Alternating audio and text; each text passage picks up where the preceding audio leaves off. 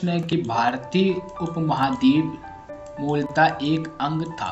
तो भारतीय उपमहाद्वीप मूलतः जिसका एक अंग था वो है आपका गोंडवाना लैंड का। तो गोंडवाना आपका ऑप्शन बी सही उत्तर होगा। और दोस्तों ये भारत की सीरीज का पार्ट आपका 9 है, तो चैनल को सब्सक्राइब कर दीजिए। अगला प्रश्न है कि दिल्ली में स्थित शांतिवन समाधि है। तो दिल्ली में स्थित शांतिवन समाधि इनमें से किस नेता की है? आप लोग कमेंट करके बताइए। बहुत ही महत्वपूर्ण प्रश्न है ये, जो कि बहुत बार आपका एसएससी जीडी और यूपी पुलिस में आया हुआ है। तो दिल्ली में स्थित शांतिवन समाधि जवाहरलाल नेहरू की है। तो ऑप्शन बी सही उत्तर होगा, जवाहरलाल नेहरू। अगला प्रश्न है कि अजंता की गुफाएं कहाँ स्थित है? तो अजंता की गुफाओं की अगर हम लोग बात करें तो यह आपकी दोस्तों महाराष्ट्र में स्थित है। आप सबको पता है और ये बहुत बार आपसे पूछा जाता है। तो ऑप्शन सी सही उत्तर होगा, महाराष्ट्र। अगला प्रश्न है कि आपका साला रंजन संग्रहालय कहाँ स्थित है? तो साला रंजन संग्रहालय की अगर हम लोग बात करें तो यह आपका संग्रहालय दोस्तों हैदराबाद में स्थित है। और साथ ही साथ आप लोग कमेंट करके भी आंसर लिखा कीजिए, ताकि आपकी जीके आपको पता चले कि कितनी आपकी तैयारी है। तो ऑप्शन बी हैदराबाद सही होगा। अगला प्रश्न है कि निम्नलिखित में से कौन सा नृत्य स्त्री पुरुष दोनों के लिए है? तो स्त्री पुरुष के लिए ऐसा कौन सा नृत्य है जो दोनों कर सकते हैं? तो जो दोनों कर सकते हैं वो है आपका गैर नृत्य। तो ऑप्शन सी सही उत्तर होगा, गैर नृत्य। अगला प्रश्न है कि पतंजलि का संबंध किससे है? आप सबको पता है कि पतंजलि का संबंध किससे है। तो कमेंट करके भी आंसर लिख दीजिएगा कमेंट बॉक्स में, मैं भी देखूं कि आपकी जीके की स्ट्रेंथ कैसी है। तो पतंजलि के संबंध की अगर हम लोग बात करते हैं तो यह आपका योग दर्शन से संबंधित है, जो कि ऑप्शन डी सही उत्तर होगा। यह आपका बहुत ही अच्छा प्रश्न है कि ब्रह्म समाज के संस्थापक हैं। तो ब्रह्म समाज के संस्थापक इनमें से कौन है? आप लोग कमेंट करके तुरंत बताएं। तो ब्रह्म समाज के संस्थापक की अगर हम लोग बात करें तो वो आपके राजा राम मोहन राय जी हैं। तो ऑप्शन आपका ए सही उत्तर होगा, राजा मोहन राय। अगला प्रश्न है कि लोसांग एक उत्सव है जो मनाया जाता है। तो लोसांग उत्सव इनमें से किस जगह पे मनाया जाता है और ये बहुत ही भव्य मनाया जाता है उत्सव? तो लोसांग उत्सव जो मनाया जाता है वो दोस्तों सिक्किम में मनाया जाता है। तो ऑप्शन ए सिक्किम सही उत्तर होगा। अगला प्रश्न है कि एलोरा के गुहा मंदिर संबंधित है। तो एलोरा के गुहा मंदिर की अगर हम लोग बात करें तो वह इनमें से किससे संबंधित है, किस धर्म से संबंधित है? तो एलोरा के जो मंदिर हैं वो संबंधित हैं दोस्तों हिंदू धर्म से संबंधित है, और साथ ही साथ आपके दोस्तों बौद्ध धर्म से भी संबंधित है। तो यहाँ पे आपका ऑप्शन डी सही उत्तर होगा, ए और बी दोनों से। अगला प्रश्न है कि शक कैलेंडर का पहला महीना होता है। तो शक कैलेंडर की अगर हम लोग बात करें तो उसका जो पहला महीना होता है वो इनमें से किसका होता है? ये आपके जो महीने के नाम दिए हैं ये हिंदी में, शुद्ध हिंदी में दे रखे हैं। पहले कैलेंडर हमारा ऐसे ही चलता था, और आपका जो अभी नया कैलेंडर आया है वो जनवरी फरवरी वो सरकार की तरफ से चलता है, ये पंचांग का कैलेंडर होता है।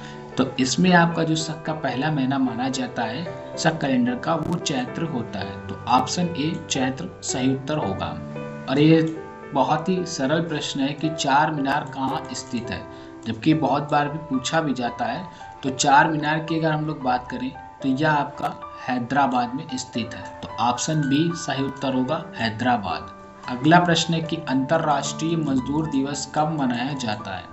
तो अंतर्राष्ट्रीय मजदूर दिवस की अगर हम लोग बात करें तो यह आपका दोस्तों 1 मई को मनाया जाता है। तो ऑप्शन डी 1 मई सही उत्तर होगा।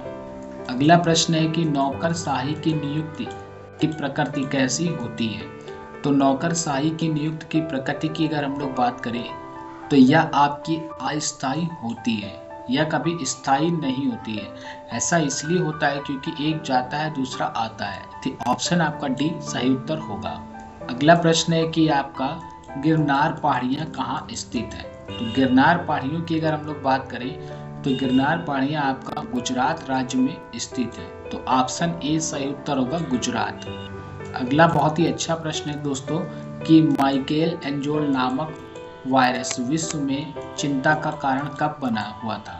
तो विश्व में चिंता का कारण जो ये वायरस बना हुआ था वो बना हुआ था दोस्तों 1993 में। तो ऑप्शन ए आपका सही उत्तर होगा। और ये बहुत ज़्यादा आपका पूछा जाने वाला अब तक का प्रश्न है कि माइकेल एंजोल नामक वायरस, तो इससे बहुत ज़्यादा आपके प्रश्न पूछे जाते हैं। तो आप लोग इसको ज़रूर हाईलाइटेड कर लीजिएगा अपनी कॉपी में लिखकर।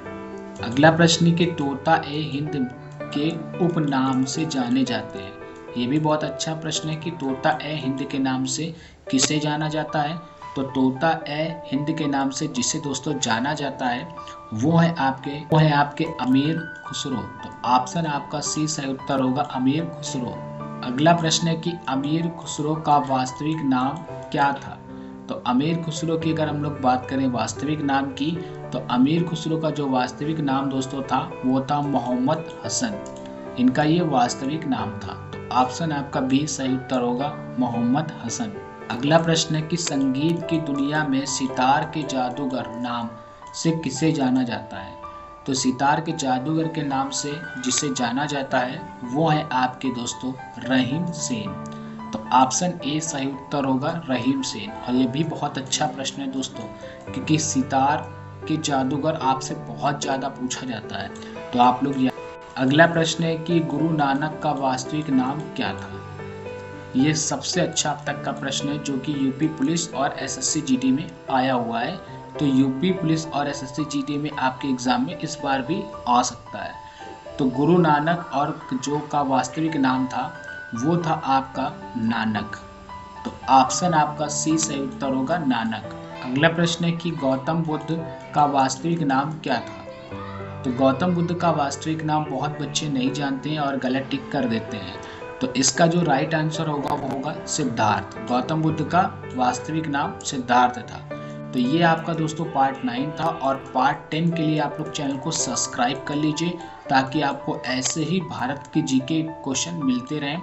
और आपके जल्द ही यूपी पुलिस और एसएससी जीटी के एग्ज़ाम होने वाले हैं। तो ऐसे ही टॉप जीके के लिए सत्यम मॉनिटर चैनल से जुड़े रहें। मिलते हैं नेक्स्ट वीडियो में।